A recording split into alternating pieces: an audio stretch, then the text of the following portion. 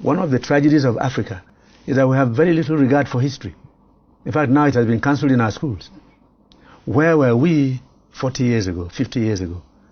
What have we learned from other societies like India and China and Brazil? We copy a bit too quickly and too wrongly from elsewhere. And we also copy from the wrong sources. Mm-hmm.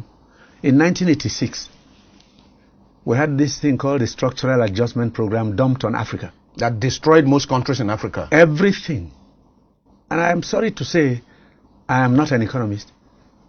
I was in Hong Kong visiting with a friend when we heard on television that the auctioning began in April. Auctioning of our national currency. Exactly.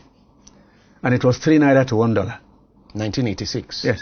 And economists in Nigeria said it was the only way out. Now, economics is honestly 90% common sense. Why are you auctioning your currency when what to do is to cut down on imports and boost and stimulate export. Local production? Why are you shipping in rice? That one began as far back as 1982, a task force on the importation of rice. I was a young man in the cabinet. I was 34 years old. And I asked the question, why not a task force for the production of rice? I was told, oh, you guys from the university, you don't know anything. In the interim, let's just import. The bill rose to $5 million a day and remained so for nearly 30 years. From the Taiwanese? Yes. Taiwan, from Thailand, Vietnam, and even India. You just ship your money out and ship in goods. And once the structural adjustment came, we added onto it free trade. So we opened our windows, our doors, our roofs, and any foreign good was arriving. Dumped in. Plastics that wouldn't last an hour in the hand of a child as toys, honey, sugar, milk, toothpicks, handkerchiefs, pins on the table. We produce nothing. If you go to your house and look around, practically everything. What is it that is made here? Almost nothing. And we said it was perfect. Why? Oil and gas money.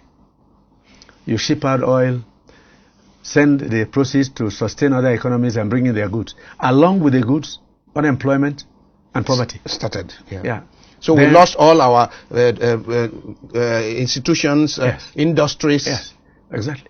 The granite pyramids everything in the north disappeared because it was no longer fashionable. The textile industries to in go Kaduna. To the farm.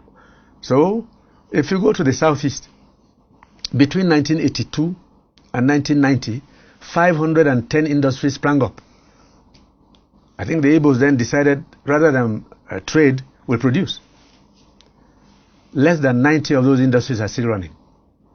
The factories have closed, their owners have died. 500 industries. In the east, the owners have died, their dreams have died. All of this is being caused by a fundamental problem. There's discomfort. There is major discontent all over the place. So young people have nothing to aspire to. Young people can't think of a day when they will marry, have a flat of their own, own a job, and even if they have a job today, the wage is too low.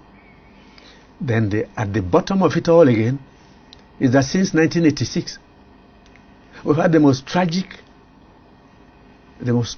philosophy of economic management, where interest rates have stood on the average at between 25% and 35%. And no one can invest with that kind of thing. Now, how do you borrow at 35% unless you are into crime?